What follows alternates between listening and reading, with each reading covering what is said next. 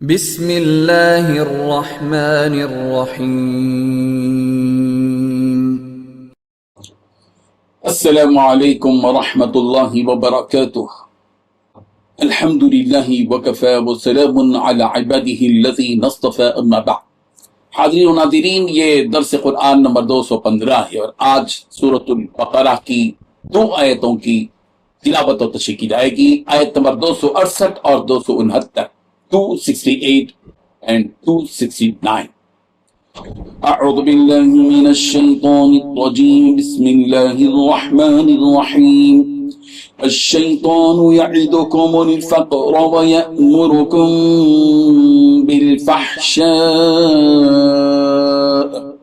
واللہ یعدکم مغفرة منہ وفضلا واللہ واسع علیم۔ یؤتی الحکمة من یشاء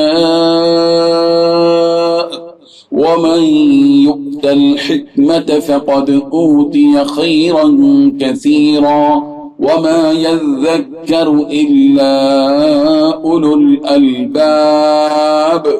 صدق اللہ العظیم۔ لفظی ترجمہ یوں ہے، الشیطان شیطان یعدکم تمہیں ڈراتا ہے، الفقر تنگ دستی سے، ویأمرکم اور تمہیں حکم دیتا ہے بالفحشاء بے حیائی کا، واللہ اور اللہ یعدکم تم سے وعدہ کرتا ہے مغفرۃ منہ اپنی مغفرت کا، وفضلا اور فضل کا، واللہ اور اللہ واسع نہایت وسعت والا ہے، علیم خوب جاننے والا ہے۔ یؤتی دیتا ہے الحکمت حکمت، من یشاء جسے چاہتا ہے، ومن یؤتا جس شخص کو دیا جائے الحکمت حکمت، فقد تو تحقیق اوتیا وہ دیا گیا خیرن بھلائی کثیرہ بہت، وما یذکر اور نہیں حاصل کرتے الا مگر اولو الالباب اصحاب عقل ہی۔ ترجمہ یوں ہے، شیطان تمہیں مفلسی سے ڈراتا ہے اور تمہیں بے حیائی کا حکم دیتا ہے، اور اللہ تم سے اپنی مغفرت اور فضل کا وعدہ کرتا ہے۔ اللہ بڑی وسعت والا، ہر بات جاننے والا ہے، وہ جس کو چاہتا ہے دانائی عطا کرتا ہے، اور جسے دانائی عطا ہو گئی اسے وافر مقدار میں بھلائی مل گئی، اور نصیحت وہی لوگ حاصل کرتے ہیں جو سمجھ کے مالک ہیں۔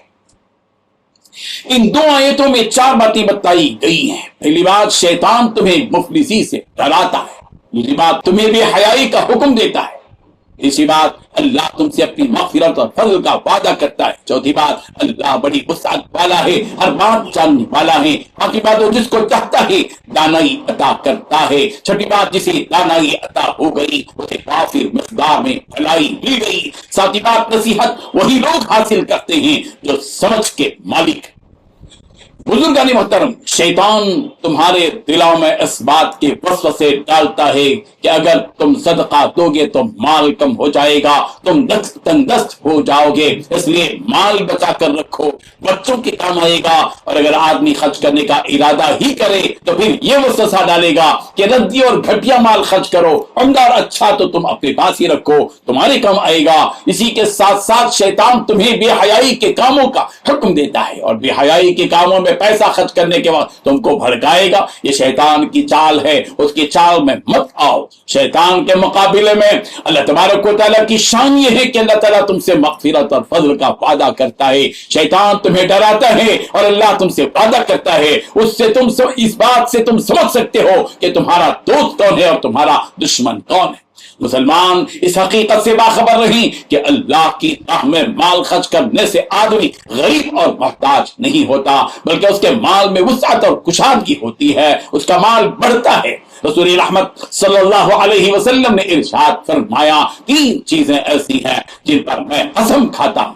ایک تو یہ کہ صدقہ کرنے سے کسی بندے کا مال کم نہ ہوگا، اور دوسری بات یہ کہ جس کسی بندے پر بھی ظلم کیا جائے وہ اس پر صبر کرے گا، اللہ اس کی وجہ سے اس کو ضرور عزت عطا فرمائے گا۔ اور تو تیسری بات یہ کہ جو کوئی شخص بندوں سے مانگنے کا دروازہ کھولے گا تو اس کے لیے ضرور تنگ دستی کا دروازہ کھل جائے گا۔ یہ ترمذی کی روایت ہے۔ اللہ تعالیٰ جس کو چاہتا ہے حکمت یعنی علم، دانائی اور سمجھ عطا فرماتا ہے، آدمی جب کسی مالدار کو دیکھتا ہے تو سمجھتا ہے کہ اس کو بہت زیادہ بھلائی مل گئی. اصل بھلائی تو وہ حکمت و دانائی اور علم و سمجھ ہے جو اللہ تعالیٰ کی طرف سے عطا کیا جاتا ہے. یہی خیر کثیر ہے, یہی سب سے بڑی بھلائی ہے. حکمت کا لفظ قرآن مجید میں کئی جگہ آیا ہے. حضرت ابن عباس رضی اللہ عنہما نے فرمایا کہ حکمت سے مراد قرآن مجید کا فہم اور فقہ ہے. جس نے قرآن مجید کو صحیح طور پر سمجھ لیا, سمجھو کہ اس کو حکمت کی نعمت مل گئی اور خیر کثیر سے وہ مالا مال ہو گیا.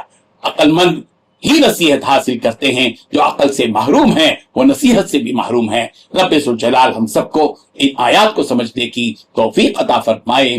آمین. وآخر دعوانا ان الحمد للہ رب العالمین.